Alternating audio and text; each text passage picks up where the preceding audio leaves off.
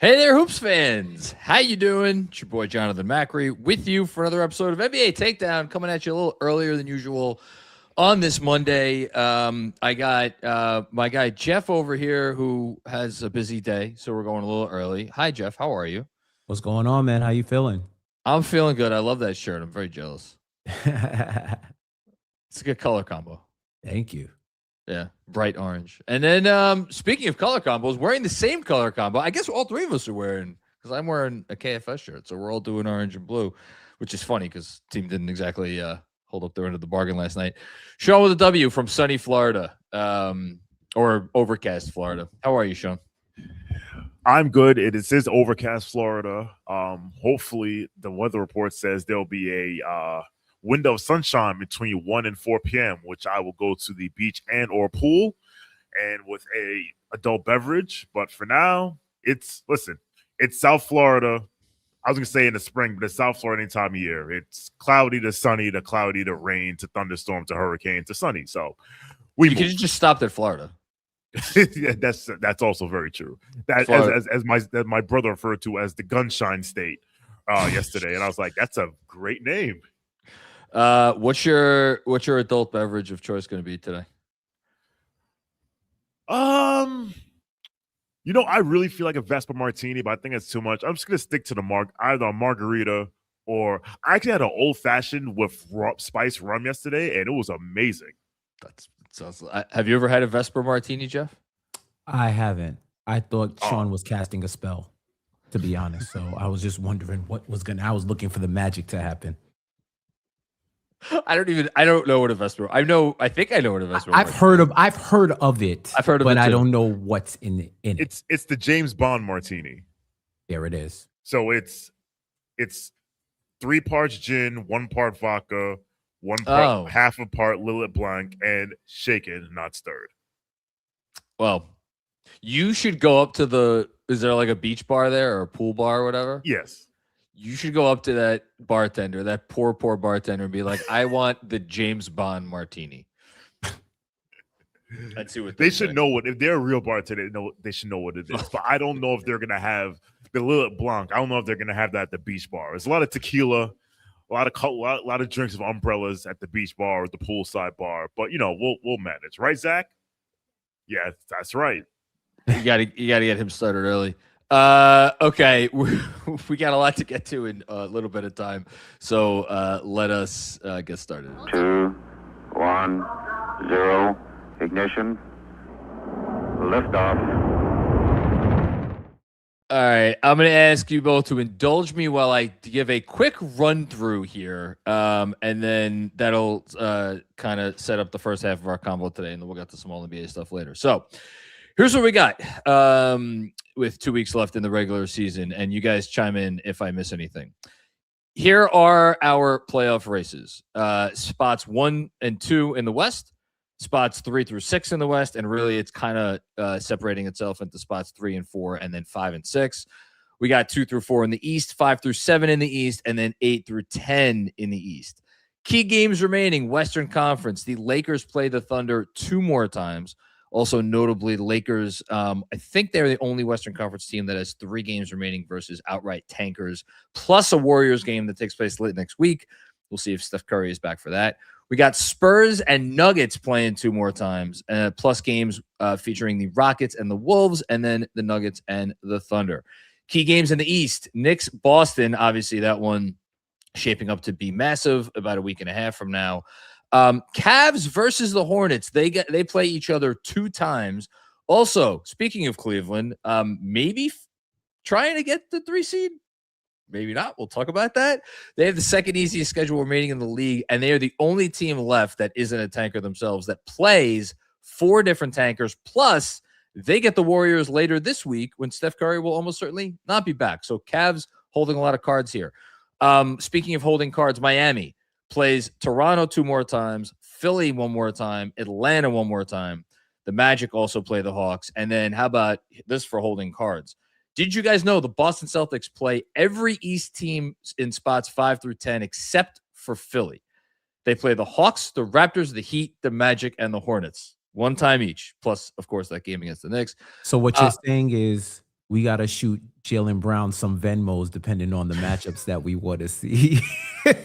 They literally can change the balance of that bottom 5. I would say the Celtics probably are going to dictate what goes on in terms of the East playoff picture more than anybody, although there is one other team that's going to be heard from, which brings me to intra-conference games of note.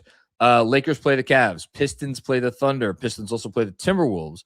So it's funny. Pistons may not have much left to play for, but they have a couple of big games there. Knicks play the Rockets. That is happening, of course, tomorrow night. Spurs versus the Sixers. Sneaky, huge game for both teams, especially if the Sixers are healthy. And then the team I was just alluding to, Timberwolves. They play, still left in their schedule, the Sixers, the Magic, and the Hornets. So Wolves going to be doing a lot of dictating as far as what is happening in the bottom half of the East playoff bracket. And then the last thing I just kind of wanted to show or throw in here, because we're here in New York thinking about who might the Knicks be facing in their first round. Is Charlotte still a team to be avoided? Is there another team that maybe Knicks should be looking to avoid? Charlotte Hornets, 7th hardest remaining schedule. They hold the tiebreaker against the Hawks, but they have already lost the tiebreaker against Philly. So if you're looking at Charlotte maybe making a play, they've now lost 2 in a row, so it might be hard for them to get up too much higher. If they're going to take a playoff spot, it would seem to be that Hawks spot, but they may have a little bit too much ground to cover.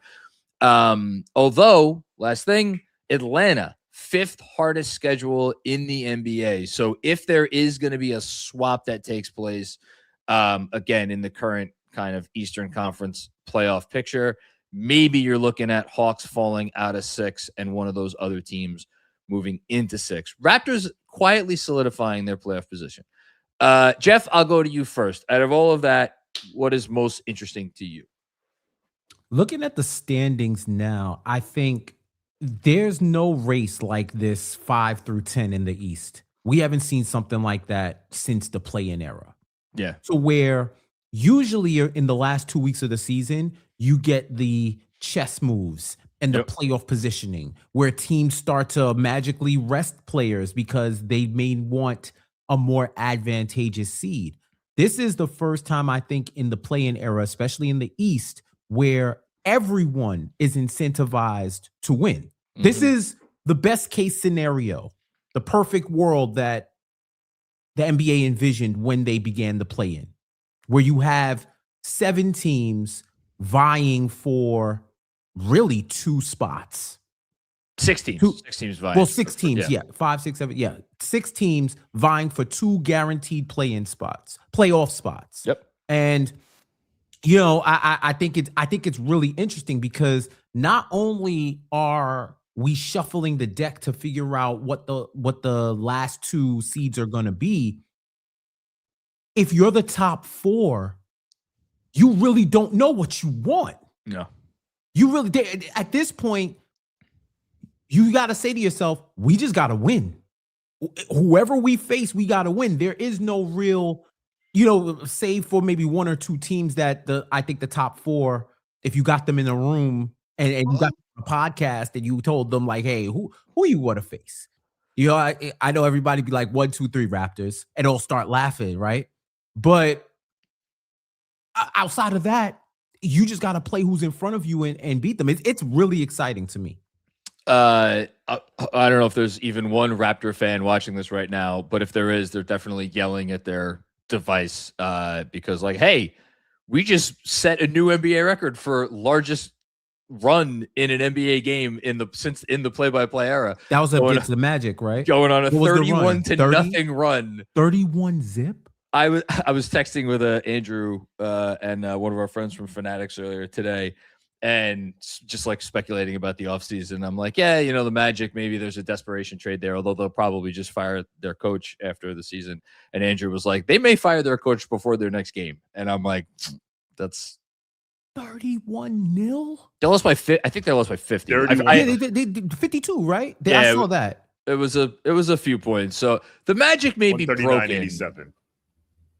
Yeah, that's not. I mean, yeah, if the Raptors face the Magic, yeah, I say that they got that. I think we could safely.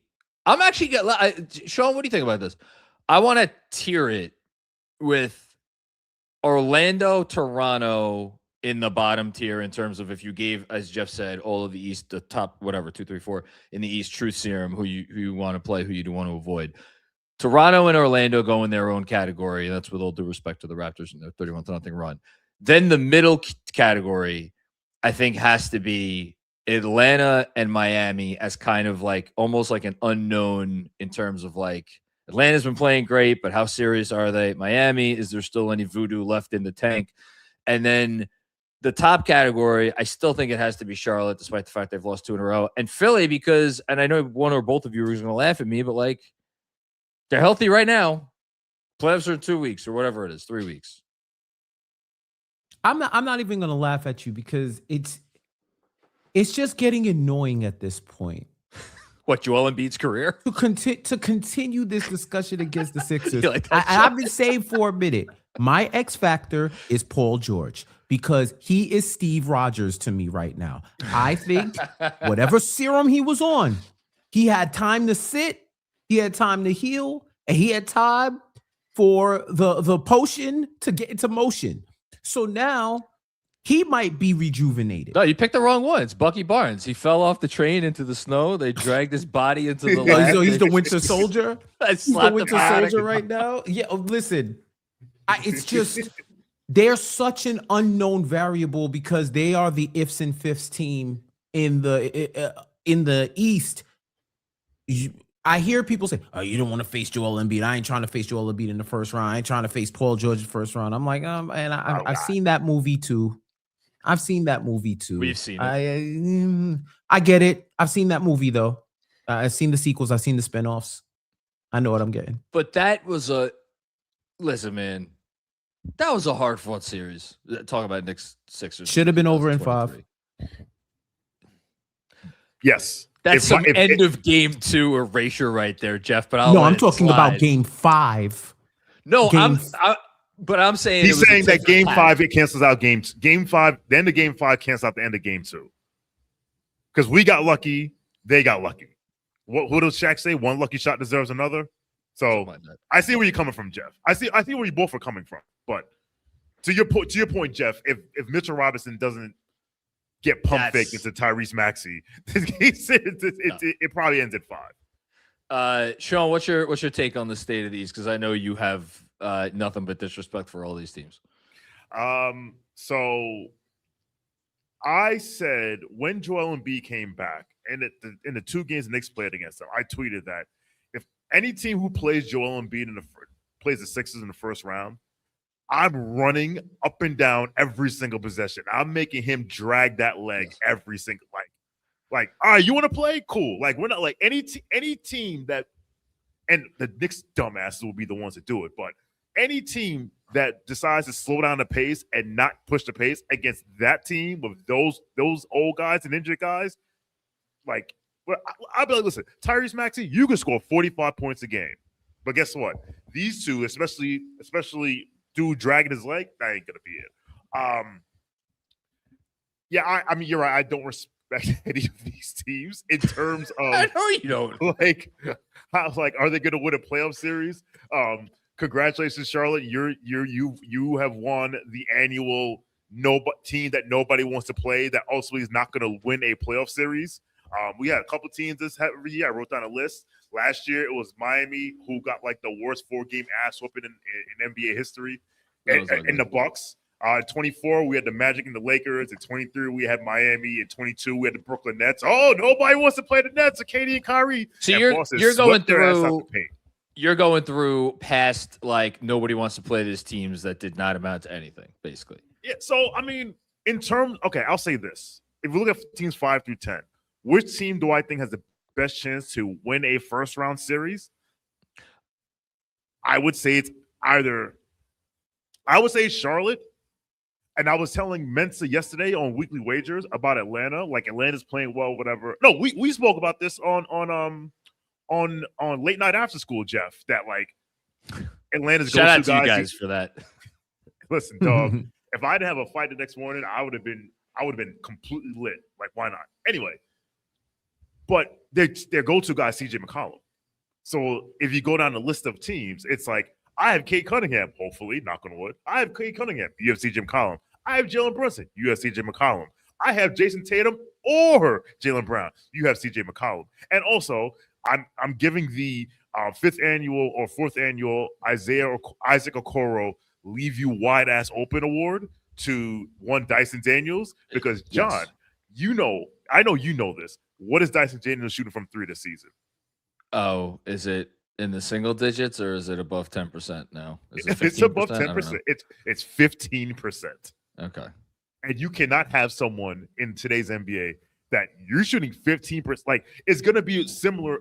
It may be similar to what JB Bickerstaff had to deal with Ausar Thompson last year, where there are times he's going to have him on the floor because the Knicks are just leaving him open.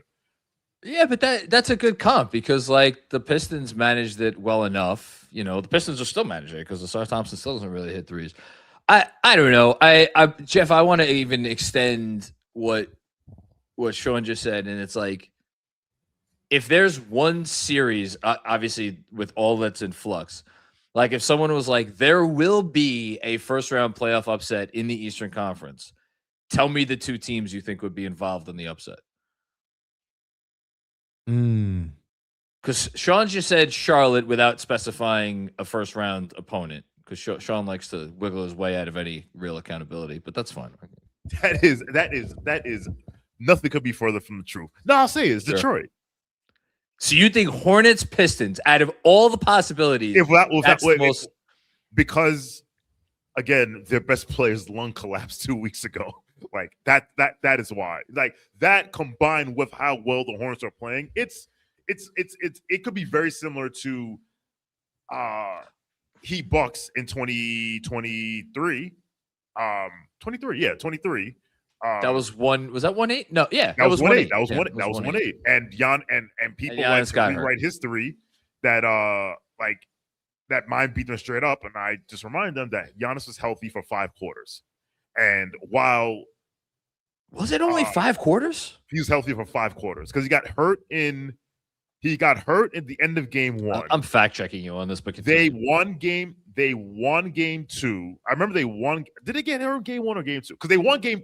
Hold on. I have it here. He got injured 10 minutes into game 1, which was a game that they lost by 13 points. Yes. The Bucks won big game 2 without Giannis. They lost game 3 without Giannis. Giannis came back and played 38 minutes in game 4. They lost, and then he played 42 minutes in game 5, lost in overtime. So it was 8 plus 8.5 quarters of a healthy game. I say 5 because he probably shouldn't have played game 4, but maybe knowing the circumstances, he had to. But anyway, the point I'm making is, dude had 38 and 20 in game 5. Anyway, continue. That's crazy. Sorry. But the point is, I'm saying Charlotte can beat Detroit. If Charlotte plays Detroit, either without Cade or Cade coming back from, again, like someone with a collapsed lung whose job is to run up and down for miles on end. I like that. Like the signs are there. I have a different answer, but I want to go to Jeff first. If there is going to be an upset,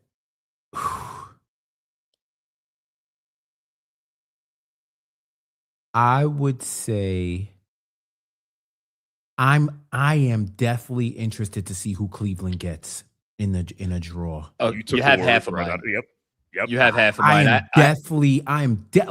Because if you ask me to bet futures right now, or you just said, yo, you have to pick the seeding, I think the seeding stays the way it is for the top 4. If I had to choose right now, I think the seeding stays the way it is.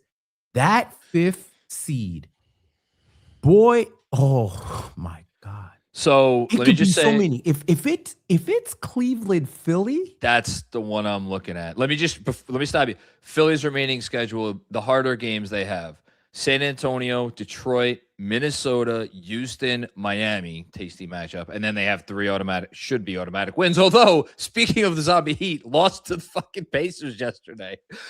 Philly has the Pacers, the Wizards, and the Bucks left on their schedule as well. So 3 should be automatic wins, and Heat we'll see, and then 4 tough games. Because Philly's 41-33, the Raptors are 42-32. There's a game between there's Raptors, Hawks, and Sixers are separated by a game. They're virtual. What's the tiebreakers looking like with Raptors? Let me go to So Philly, I'll look up the Philly tiebreakers right now. The thing I should have had before this, but I'll get really quick in terms of you talk. I'll look it up for you. Yeah, in terms of like, because the when also matters here. The game against the Spurs is the fourth to last game of the season. Game against the Pistons, fifth to last game of the season. Game against the Spurs, fourth to last game of the season. Game against the Rockets, third to last game of the season. It is possible Detroit and San Antonio won't have. It's possible they won't have anything to play for by then. Although I mean, we haven't talked about the West yet. It'll be interesting to see how long the race for the 1-2 seed in the West how long it goes. Like, does it go to the final weekend of the season? It's possible. But that's something that I have my eye on. Really, like the first notable game out of all of this stuff that we're talking about is tonight. Philly is in Miami tonight. And again, that's Miami coming off of a really rough loss that they could not afford. They have lost now 2 games in a row. They got smoked by the Pacers, and before that, they lost by 21 to Cleveland. So Miami might be dying on the vine before our eyes. Like, they're 3-7 in their last 10. I think if you're handicapping it right now, you probably have to say, or Charlotte passes, even though they have a tough schedule, just based on how these teams are playing. Charlotte passes both Miami and Orlando. Doesn't that make the most sense? And then we get a 9-10 all Florida play-in matchup. Charlotte, yeah. I think Charlotte can get to 9. Or can they get to 8? I think they can get to 8. They can get to 8. Yeah, they can get to 8. Yeah, they can get to 8. And they did win one game, they're the 7th seed. Or they exactly, and then they won one game and they're the 7th seed. I don't know if I said this before, but they Charlotte. You know what? Actually, I should look up tiebreakers between. What'd you find out on the Philly tiebreaker situation? All right, so Philly owns. Actually, let me look this up. Actually, no. I have what the tiebreakers are, but I don't have the matchups. But I can have that first. While you're looking it up, I will note, pretty important, Charlotte has already won the tiebreaker this season with Orlando and has already lost the tiebreaker this season with Miami. So if I am Charlotte, I am rooting for. It's going to sound weird because they're technically kind of chasing them for playoff position. I'm probably rooting for Philly to beat Miami tonight and to further push Miami down in the standings. And then since I already have the tiebreaker against Orlando, I think if I'm Charlotte, I'm probably just gunning for that 8th spot. I think that's the most realistic one. Take my chances. And then if I lose that game, hey, worst case scenario, I face the winner of Miami or Orlando. I think Charlotte feels eminently confident that they could win that game. So Philly owns a tiebreaker over Charlotte because they beat them 2-1 in the regular season. There you go. Okay, that's notable.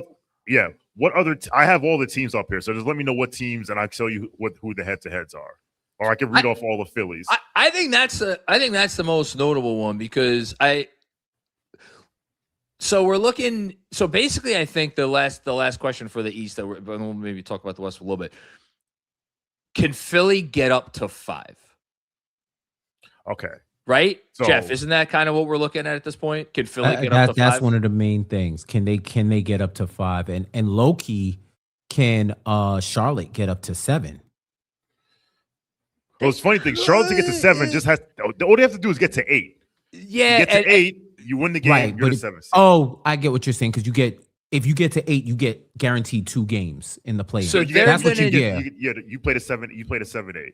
They're gonna if Charlotte wants to get to 7, which again I don't know how. I mean, look, it would be cool to have even though they still can't sell it out versus Knicks fans. It would be cool for the Hornets to have a game in that arena for the playing game.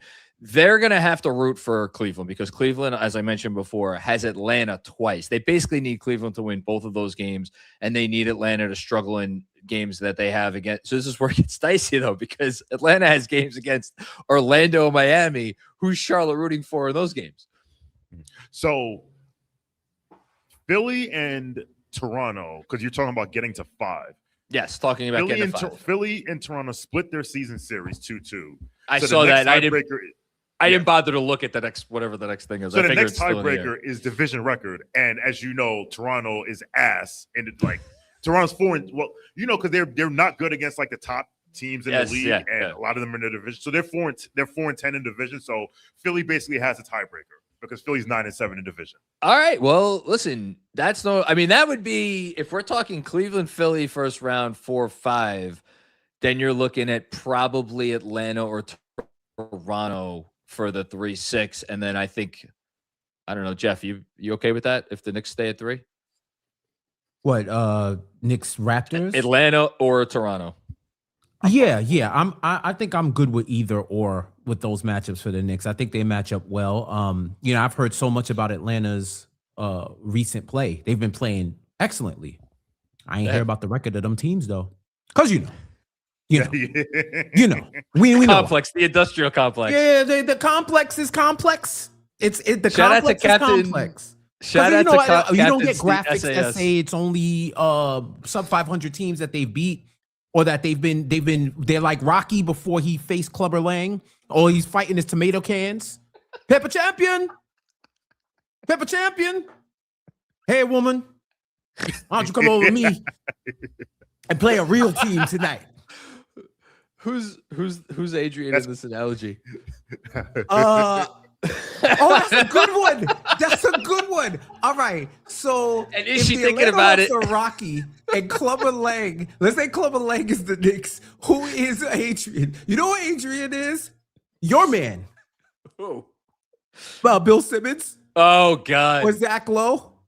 Either of them is fine. That's great. That's a great Adrian. It's probably one of them because it's the people who supporting that team saying that they played a good record, but a good thing. That's why it's just like, yo, man, your form is your form. You can't control who you play.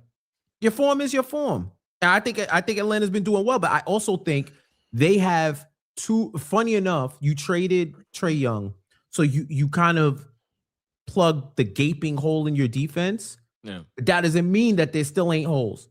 And it doesn't mean that especially on offense, like we spoke about it. If you're gonna go band for band with the top teams in the division, it may behoove Atlanta to try. They don't want to drop, but they might be a better matchup against a team like Detroit, or even a team like Cleveland. So that was a fun game the other night. I watched most of the Hawks Pistons game the other night that the Hawks ended up winning in overtime. And like Shawn, before I agree with you, like it's a lot for CJ McCollum at how old is he at this point? 33? 4, I believe. He's looking good though. No, it's looking good. Yeah. A lot of the crunch time offense is like, okay, go get us a bucket, CJ.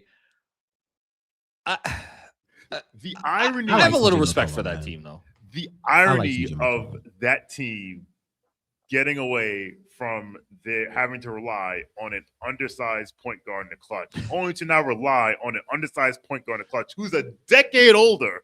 Like you can't make this up. Forever, I love Atlanta. But in a weird way, this is going to sound silly. I don't know what the hell. I think CJ is a better fit. You see where I'm going with this, saw Jeff? where you were going. I get it. It's like if remember what do I always say, Shawn? You got to pick a struggle, right? You got to choose a struggle. You cannot have multiple struggles. Yeah. If you're gonna choose your struggle, which struggle would you choose given the current construction of the Hawks, right? Because we saw it when Trae seeing some of that streak where the Hawks were losing all them games, and the game that ultimately blew them up after the Knicks went down to Atlanta and smacked them, right? It was glaring.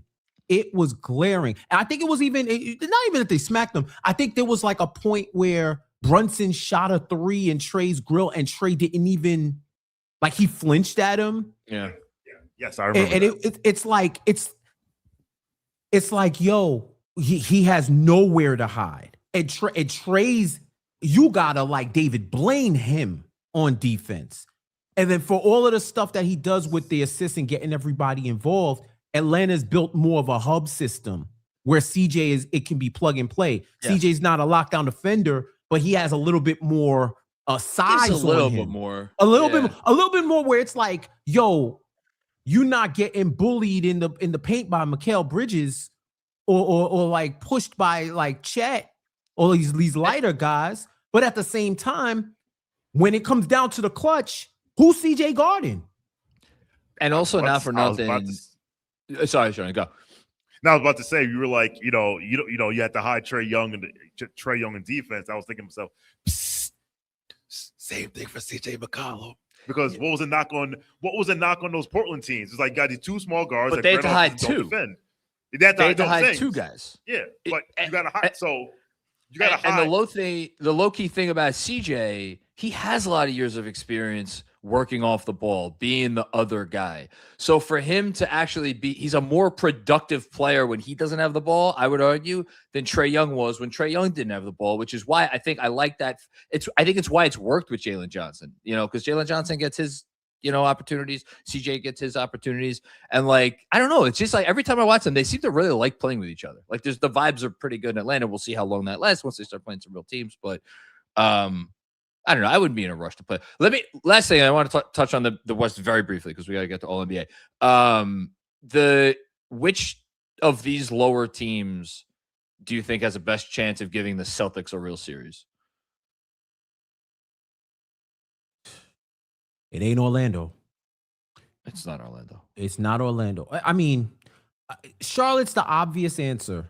And at this point, I don't know what's going to happen between them teams. Didn't look great. Charlotte destroyed Boston. Then Boston comes back, destroys Charlotte without Jaylen Brown. I think it would be fun. I think that to me is like the Hornets are now the sexy pick, right? Like they're like the sexy answer for everything. It's the trendy hipster answer. It's the hipster answer. Like, oh, Charlotte Hornets. Like, well, we're not talking about Charlotte Hornets. Low key, if we want to throw around the they might be dangerous and that Sixers, Celtics could get the same interesting. Mind, it could be interesting. I would be interested in that series.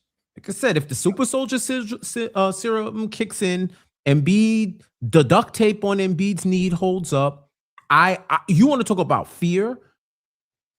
VJ Edgecombe in the clutch and Nickeil Alexander-Walker channeling whatever he's channeling to have a career year.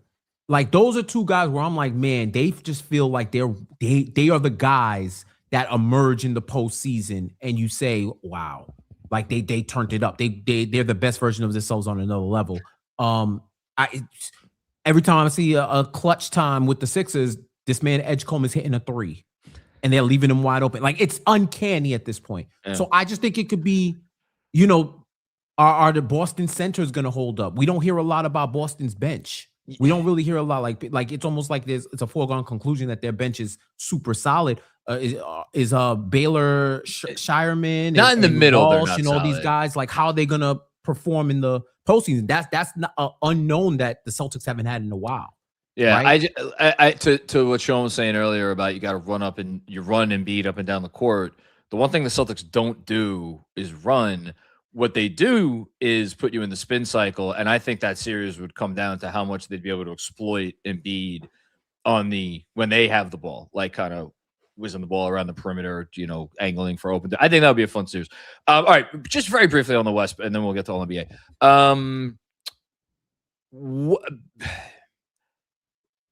I'll ask you the same question, Jeff. Out of everything that's going on in the Western Conference, what's the most interesting thing to you? I had it up. 1 second. Oh yeah. 3 through 6. Yeah. 3 through 6. That to me is the most with the Lakers. Right now, Lakers at 3, Nuggets at 4, Wolves at 5, Rockets at 6. They all the Lakers have the tiebreaker on everybody. And they just seem to be trading spots in the standings on a nightly basis. So the same way how the bottom of the East, the last 6 slots are in complete flux, it feels like the middle of the Western Conference, like the playoff team slots are pretty much in flux. I don't think Phoenix is going to be able to make up enough ground to get into that top 6. So now, no, yeah, they're four back. Yeah, it's just, this is part of it, right? Because the Wolves are winning games you didn't think they were going to win. The Rockets cannot hold on to a lead. it's fascinating to see what's going to happen and what matchups are we going to get 3, 6, and 4, 5. Whatever that ends up being. Well, don't look now. The Nuggets have won 6 in a row. Now, talk about cupcakes. Raptors, Blazers, Suns, Mavs, Jazz, Warriors. So little Hawks-ish vibes there. But 6 in a row, 6 in a row. Good, at this time of year. Shawn, I don't know. I'm thinking if I'm the Lakers or the Rockets, I'm probably feeling pretty. I think each team is like we could take them, and then if we do, then it's like we get to face a young Spurs team in the second round, and then crazier things have happened than a young team losing in the conference semis in their first trip to the playoffs, right? Well, the Rockets are Toronto South, and then you won the congratulations. Everyone wants to play U team. Yes. To your point, it's interesting you say that. Like, if we get past, if we're in a 3-6 and we get past it, then we'll get a young Spurs team. There's been so much consternation about tanking and the tanking teams. Meanwhile, there were like 9 games last night, and all of them involved teams. All of them involved teams jockeying for playoff positioning except for one. But the irony of this, the discourse on tanking and like the bottom of each conference being like all out bad, is that the 7 through 10 teams, the top 10 teams have been locked in, as in you're going to be at least playing in the play-in for weeks. And it makes me think in the West, yeah. In the West. Yeah. No, in the East also. Like it's been Milwaukee. There's the 10th or the 11th spot has been clear for yes, weeks 11. Yeah, 11th spot has been tied down.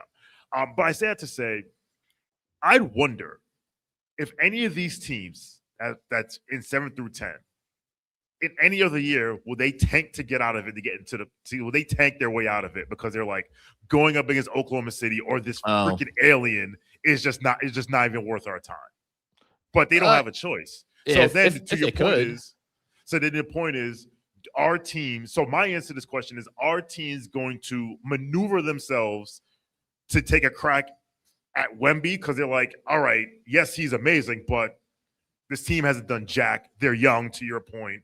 We know what we know it's going to look like against Oklahoma City. So that's interesting to me. Yeah. No, I look, I think so to me, the most interesting thing in the West is just if we're going to get Denver, Minnesota in round 1, because to me, that would be this year's memorial. Like, oh, these are 2 teams like who in a certain world could potentially make the finals, and they would be playing each other in round 1.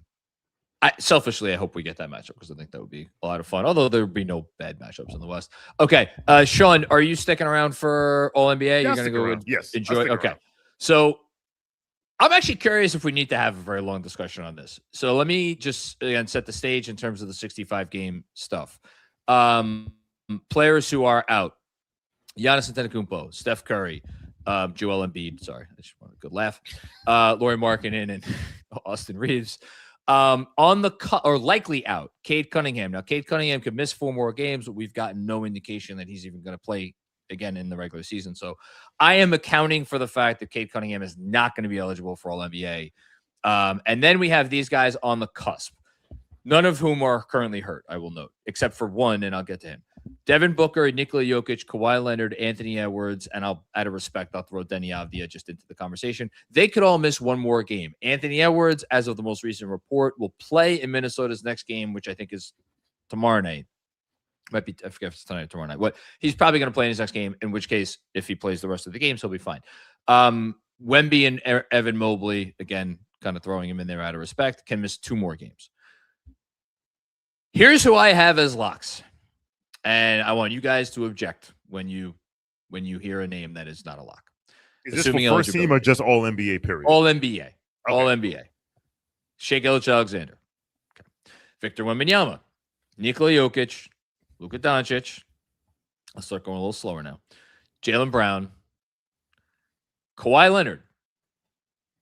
Okay.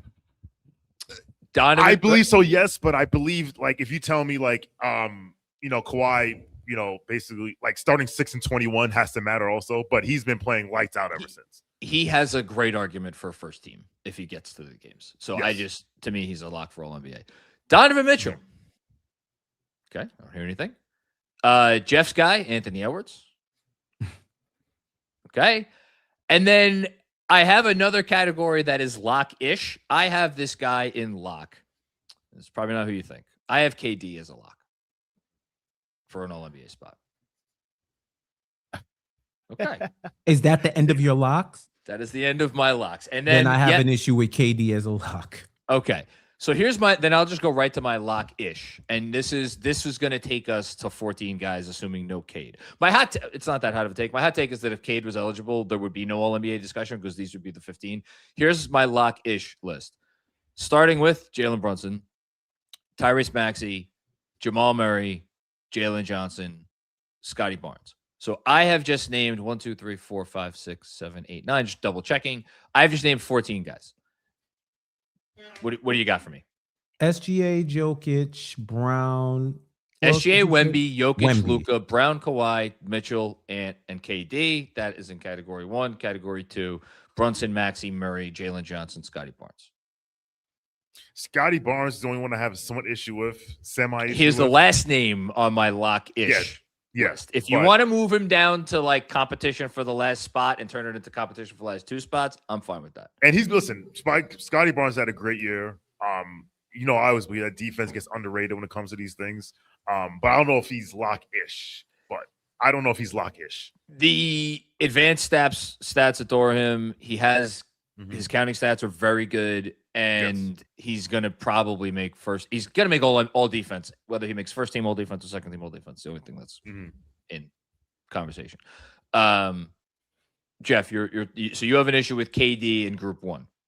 I have an issue with him being a lock over Brunson. Okay. Why? That's a good call. Cause why? I'm asking the why. So why is he a lock over Brunson? I will give you just very quick my rationale here because I didn't just pull this out of my ass. I promise. There as often as I tend to do things of that nature. KD, if you're looking at the one thing that Brunson has over him is if you're looking at on-off, neither are they very good. The Knicks are like plus 1 point, I think it's 1.5 or something with Brunson on the court. In comparison to when he's off, KD is even a little bit lower than that. He's at plus 0.8, so not anything there. Here's where I had trouble.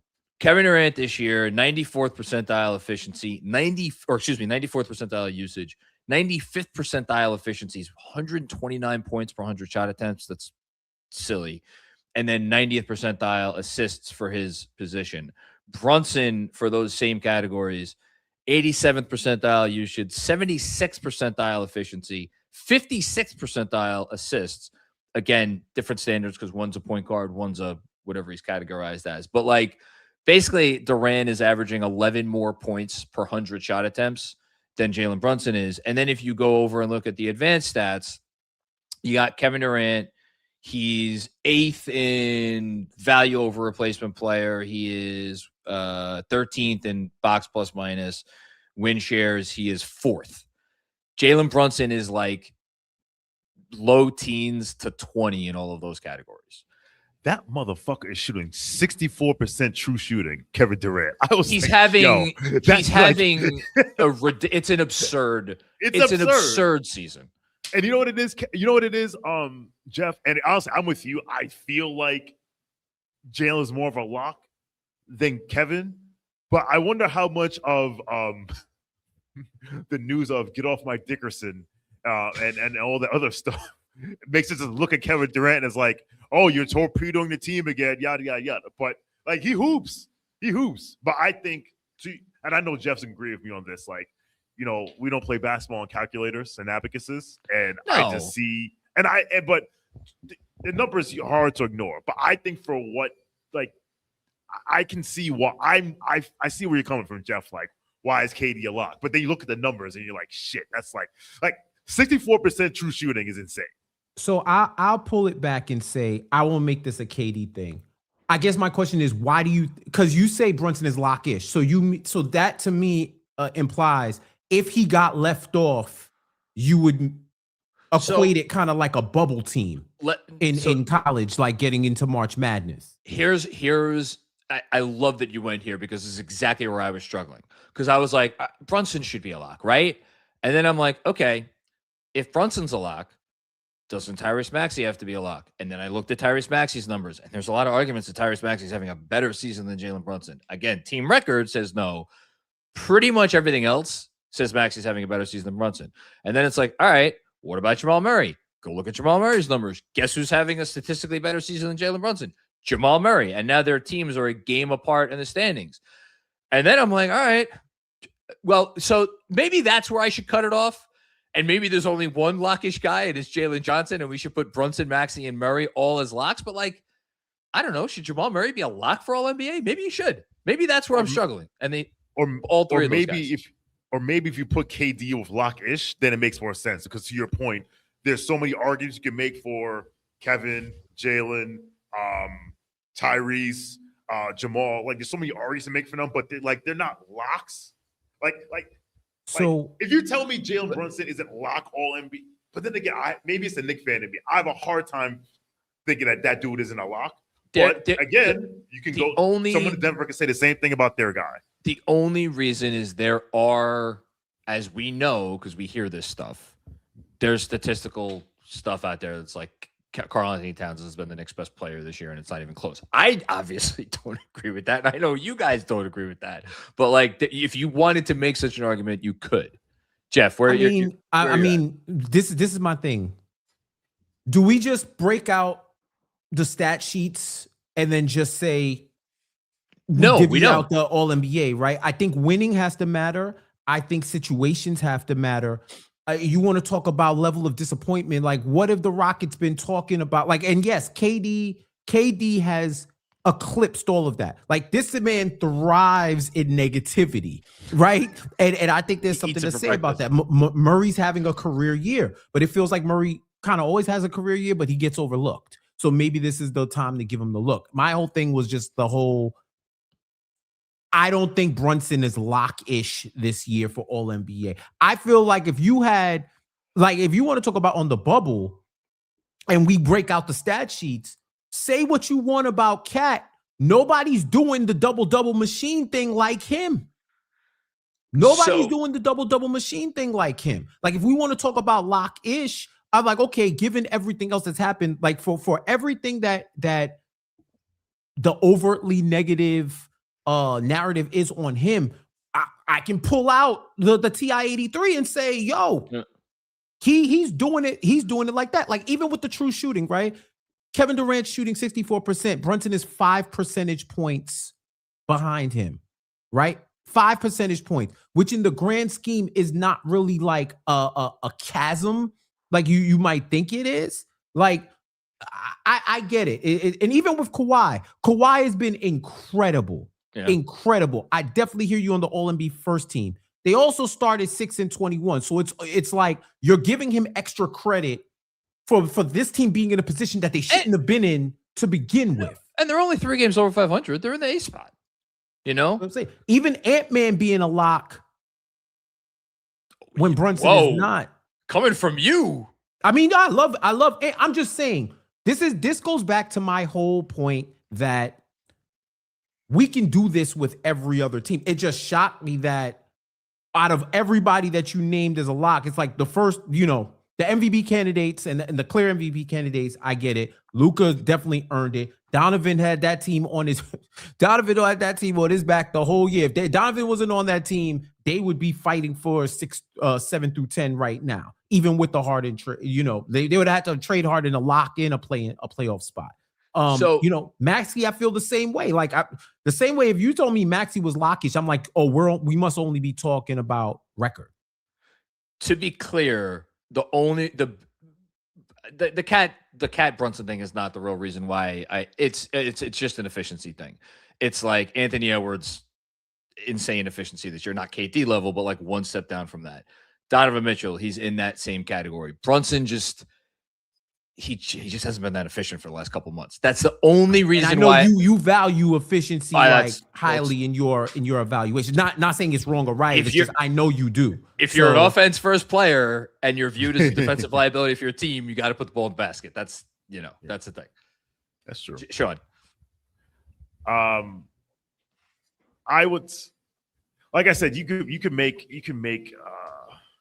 Look, Brunson's making. make Let me just be arguments. very clear. Brunson's making the team. I'm not arguing that Yes, Brunson he's should making- make the team. I'm just like, is it to the point where you look at his name and it's like no investigation required in pen? He's right there. It's just about second team or third team. That's all I was trying to do. His whole career has been investigation. That's what gets kind of annoying out of the. That's true. After That's a while, true. and I think Ben Kim Gervey put in a good point that, whatever. If this man had the SGA whistle, we would not be having this conversation. Listen, if his teammate, if he had had the SGA 75%, whistle, if his teammate had 50% of the SGA whistle, Scotty MVP Barnes, you are getting punted into the sun. listen, Carl was making a push for third team All NBA late, and then So let's finish. Hold on. It's not. Hold on. There's still how many games left? There 7 games? 8 games? no. 7 games. Well, I was saying then it kind of cooled because against the Hornets, he did the Carl thing, and then for 3 quarters he was not seen, and then in the 4th quarter he started cooking. He waved. I'll say this about Kevin, like his ability to just go out there and hoop, no matter how much bullshit is being surrounded by him. I mean, whether or not he causes some of it, it's amazing, and especially since he deals with because Jeff's situation matter, and I agree. Like Tyrese Maxey's had to deal with this fucking Joel Embiid, Paul George garbage all year, and he's hooped. And Kevin has to deal with a coach whose halftime adjustments are stop being a bitch, So Stop I bitching love is the you. best. It's his best. Why y'all bitching so much? Yo, Just go out there and love- hoop. Coach, No, how? he made What this can we for the- do better? What's the He scheme? made- you The wanna talk scheme about is scheme vibes? out your bitch assness and go hoop. Or I will put Reed Shepard in this game the whole second half. Do not. and Do I don't not want to do that test shit me. either. He's gonna threaten to play Shawn Tate for the last 24 minutes of the game. Oh man. All right. So let's do this. So we have we have how many spots do we have now? Yeah, So 14. eight Also, locks. Cade not making this is criminal. Can we say? Can Oh, we it say is. that? Yeah, 100%. Absolutely criminal. Oh, Like if he let me say doesn't make this. this is fucking criminal. You motherfuckers who love this rule. Hey, listen, far be it from me to defend Joel Embiid. However, everyone thought this 65-game rule was Joel Embiid rule, and they loved it. And I say all the time, people, there are unintended consequences for all of our actions. And as soon as it was a guy that they like, now it's a problem. I think it was the Kawhi rule more because he was doing a lot of that. But Kawhi was DNP actually rest. hurt. But the funny thing is, both these Kawhi. Listen, I saw Because he planted too Kawhi- many trees, he was hurt. No, I saw. What I'm saying is, I saw Kawhi drag around his leg in 2019. I'm not talking about 2019. I'm talking about like the No, what I'm saying, I don't. It's not like his leg got. What I'm saying is like, but the thing about this is that Kawhi was never in the running for MVP. But Joel was was 1 year, Joel won an MVP where he played, I think, 61 games, and it's like, all right, like you don't think your favorite players this is gonna affect your favorite player. And here we are now. Your point is well taken. All right, we got the 12 locks. Here we have 3 spots left. Here are the names I have: Jalen Johnson, Scotty Barnes, Devin Booker, Jalen Duren, Chet Holmgren, and out of respect, Karl Anthony Towns. All due respect to Bam Adebayo, Evan Mobley, and Alperen Sengun. I don't think they need to be in this conversation. So you got to pick 3 names from that group. Again, I'll say it again: Jalen Johnson, Scotty Barnes, Devin Booker, Jalen Duren, Chet Holmgren, Karl Anthony Towns. I'll just say I think it's Jalen Johnson, Scotty Barnes, and I think it comes down for me probably to man. You said Jalen Johnson, Scotty Barnes, Devin Booker, Jalen Duren, Chet Holmgren, Karl that's Anthony it. Towns. That's the name of this. And we need to pick 3. We need to pick if assuming we're agreeing on the first 12, then yeah, I think we need to pick 3 from that. I can't get Cat on there over these other names. I'll just say that I was looking at Duren's case. Yeah. I mean, he again take this stuff with however many grains of salt you want to take it, but he's 3rd in the league. It's a center skewing stat. Preface it. He's 3rd in the league in win shares this year after SGA and Jokic. Jalen Duren is, and like if you look at the on-off stuff, like the Pistons are plus 8.3. That's in the 90th percentile league wide with Jalen Duren on the court. Like Fred Katz just wrote a great article about how his defense has been arguably the most surprising single skill in the league this year. He's like 90th percentile efficiency. I don't, and now Cade's been out and they don't lose games with Cade out and like Jalen Duren's the guy. I can't believe I'm saying this. I would probably skew Duren over Chad or Booker. And I might, that's where I would go. I think I agree. And I don't necessarily believe in all right, this team has to have this many people on this team because of their record. But Jalen Duren, I mean, you want to talk about double doubles, like, I'll get it up right now. How many we're at right now? In terms I have both Jalen's locked here. So Jalen Johnson, Jalen Duren. And I'll say this, just offering it up. Just did some data baller. Shout out to data baller. Just did some data baller comparisons. Chet and Cat and Scotty Barnes and Cat. Close. It's very close. And in Scotty Barnes' case, I don't think it's close. You think Cat has it over Barnes easily? Yeah. If we're just looking at numbers, right? Okay. Offensively, it's like offensively, like there's some comparable stuff there. Defensively, which is crazy. Like if they're looking at defensive field goal percentage, defensive rebounds, the field goal difference, Cat is doing better than him. He's doing better like over year periods. But even there's 6 factors like the so Cat having a much more efficient season than either Johnson or Barnes. Honestly, the Johnson case is probably the weakest because like he's not a great defender. His case really honestly is counting stats. It's like, 20 triple doubles and 23, it's like 10 and 8. Like no, it's like 23, 10, 8, and 4. Like he'll have like 4 seasons out of nowhere. But in terms of averages, if you want to, man, you're making the But case you know what, for John? over Jalen Johnson. Why when did Luka became first team lock? Because he was putting up buckets. Like because he's and I've seen the advanced stats about his defense has been better and they have a better defensive rating the last couple weeks, whatever. But like, no, he's dropping buckets on people. Well, if we're inefficient.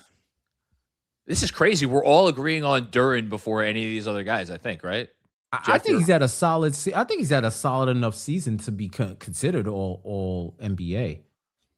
Like I wouldn't be like, oh my God, it's a travesty if he got left off. But especially if Cade ain't making it, I'm sorry. One of them got to get on there, bro. Yeah. One of them. All right, we'll end the show with our pick. So no discussion needed. The first team: SGA, Wemby, Jokic, Luka. Who gets your 5th first team spot? Jeff, I'll start with you. I'll give it to Jaylen Brown. Shawn? You said Wemby, SGA, Luka. Wemby, SGA, Luka, Jokic. Why you going to argue that one of those guys? I'm fine with Jaylen Brown. I will give it to Jaylen Brown as well, as much as it pains me because it's not always my cup of tea, but I think he deserves it. Second team. Start throwing. Jeff, start us off. Who starts off your second team? You want to start with Ant? I'd start with Donovan. Start with Donovan. I'll start with Donovan because like it's like I'm not even hyperbolean. It's been Herculean what he had to do, especially given the Cavs of it all. Him. I'll go Ant. Next. You go ahead. I'll go Ant next. Shawn. I agree with Ant. I agree with Donovan. I want to put Brunson on second team, but that's the homer in me. I don't. It's not. No, no. It's not just the homer in you. He has a real argument for second team. I don't know that I could put him before Kawhi Leonard if we're doing an order. That's me. Read off the rest of your locks. So here's who we have left. So Mitchell and Ant are on second team. We got Kawhi, KD, Brunson, Maxey, Murray. I don't think Duren's a second team candidate, but that's who we're talking about here. You want to do Kawhi, Brunson, and Durant? Kawhi, Brunson, and Murray? Durant can go to 13. I can put Ant. I can put Brunson. All right, we're putting Brunson on the second team. Yes, put Brunson on the second team. It's not a show. I'm gonna go Jeff, plug my laptop. We agree on in. Kawhi on second team, or we not? Shawn he had to move his laptop. That's fine. We still got you, Shawn. It's fine. Mitchell and Kawhi, Brunson. Give me the last spot. You know what? Can I put Murray over KD? Jesus. I don't. Oh God. It's real. If you look at Murray's numbers this year, he's having. It's not just the best season. It's like the best season of his career by a healthy margin. Is that best season better than what KD's doing now? I mean, I'll just give you the if you want the raw, like, so if you're going just efficiency and usage, Kevin Durant, basically 129 points per 100 shot attempts, a 27 usage rate. Jamal Murray, a 30 usage rate, 125.5 points per 100 shot attempts. Murray, I will say Jamal Murray, the on-off stuff is much better than Kevin Durant. Advanced stuff, and advanced stats like Kevin Durant better. Jokic was out for a minute. And they stayed afloat. And they held serve and they kept it up. Yeah, I'm gonna give him. He's been overlooked for too long. I'll go Murray over KD. I think if narratives are the tiebreaker, I could see Murray and KD getting this and Brunson being on the third team. I'm just going to tell you right now, if I have to make a prediction right now, what is going to happen, I think Brunson will wind up getting the 11th most votes, and I think he will be the first third team spot. I'm telling you right now, that's what I think will happen. I'm not telling you that's what I think should happen. I think that's what will happen. I see the way the conversations have been going all season, so that's why I'm like, it's apropos for his career. The first year he should have been an all-star. It didn't get voted. Then he should have been all-star starter, and it didn't happen. He somehow made first team all. He somehow finished top 5 at MVP, but was 6th in all NBA voting. Which I think JJ Redick had said that he made that exact voting decision where he voted for Brunson top 5 and Tatum for first team. And he said he had a rationale, but I never found out the rationale for. I think it's doing that. I think it's people have different definitions of what it is to be. Were you one of the 5 best players in the NBA versus were you one of the most 5 valuable players to your team in the NBA? I think that's. You know what's crazy? I call that too, by the way, before synonymous. And it's, you know what it is, honestly? Just we talked about the Oscars a few weeks ago. This shit happens in a lot of award stuff where it's like, oh, I got to reward both of these things. So I'm going to give this best director. I'm going to give this best picture. I'm going to give this actor. I'm going to give this director or cinematographer. Whatever. It's just counter to you telling me I was the 5th most valuable person in this league, but you don't believe that I'm one of the 5 best players in the league. I think people looked at that specific race and they're like, because of what Tatum does on both ends of the floor, he had a better season by infinitesimal amounts than Jalen Brunson. But if you talk about where would the Celtics be without Jason Tatum versus where would the Knicks be without Brunson, that's what got him. That's how I think the logic. I follow the logic. I just disagree with it. Just in general, it's just like, yo, the MVP is the top 5 players, and it should be the top 5 players in the league. Should be. Often has not been, especially when it was the positional stuff. All right, so we're SGA, Wemby, Jokic, Luka Brown, first team, second team, Donovan Mitchell, Anthony Edwards, Kawhi Leonard, Jalen Brunson, Jamal Murray, third team, Kevin Durant, Tyrese Maxey, Jalen Duren.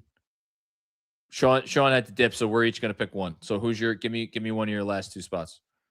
You said we're going KD, Maxey, Duren. And then we're picking from Jalen Johnson, Scotty Barnes, Devin Booker, Chet Holmgren, Karl Anthony Towns. Oof.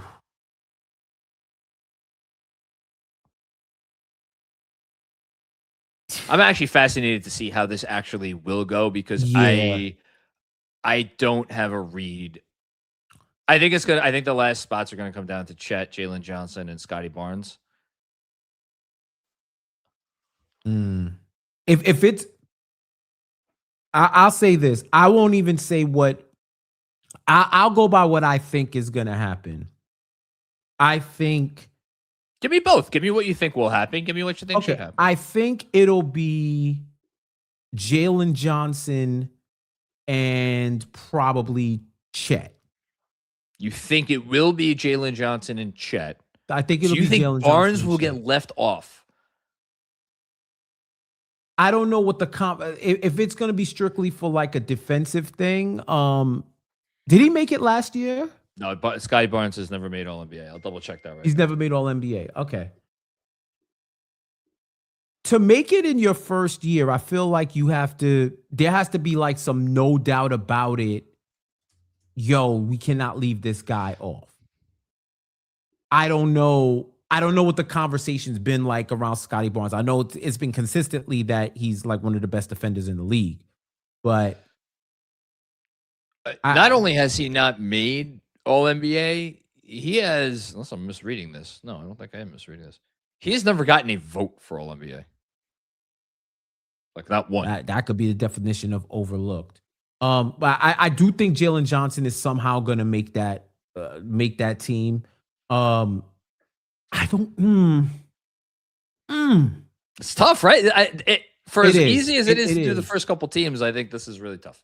Booker's health might knock him out a little bit. So I'm assuming he's going to play the rest of the games, and again, he could miss one more game.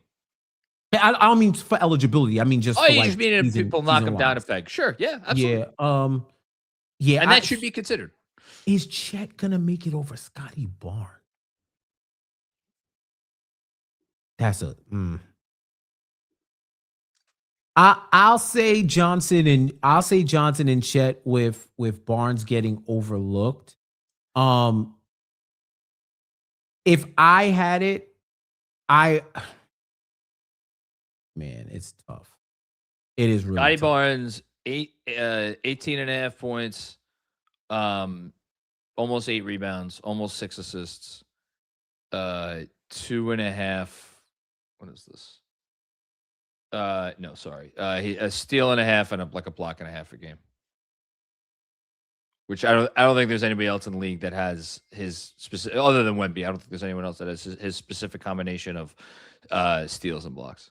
So you know what? I feel like the voters might go Chet over Barnes.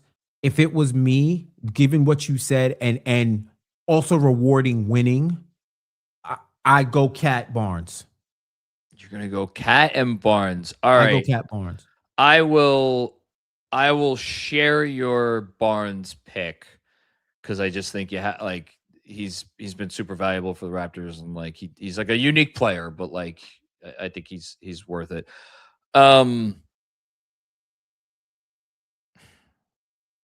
Man. Yeah, this bottom 3 isn't as egregious. And then if Cade somehow becomes eligible, then it becomes what? Then it's really tough. Then it's really tough because then does Duren get on? Because then do voters are like, am I really going to put 2 Pistons on? Whereas I'm only going to put 1 member of the Thunder, 1 member of the Spurs, 1 member of the Celtics, so on and so forth.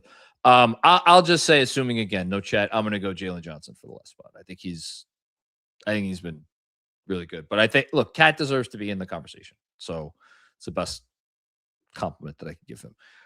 Jeff, you stayed overtime. Thank you, brother. You got it, man. This was great. I'm happy we were able to run through all this. Next week, obviously, is the kind of penultimate. No, actually, sorry. Next week is the final Monday of the NBA regular season. So we will kind of update everything we did today. We'll do some more award stuff. Maybe highlight a few games that are going to maybe rank the best 5 games of the final week of the regular season. We'll think of something fun to do. You're the man. Shawn had to jet, but thanks to him too. If you're taking the show, you know what to do. Certainly make sure you're following us on YouTube at NBA Takedown. You can definitely go ahead and follow us on social media as well. And then if you listen in podcast form, go ahead, give a little rating, 5 stars ideally. As Shawn says, not 1, not 2, not 3, not 4, but 5. And write a review, because that's the way that more people find out about what we're doing here. I felt bad. Somebody on the watch along the other night asked us like, "Hey, you guys gonna do more than like one show a week?" It's my fault. This season has been absolutely insane. Knicks Film School is an overarching bear of a thing, as Jeff can attest to. But we'll try to get some bonus stuff, bonus episodes and whatnot as we can over the course of the stretch of the regular season, the playoffs, the whole thing.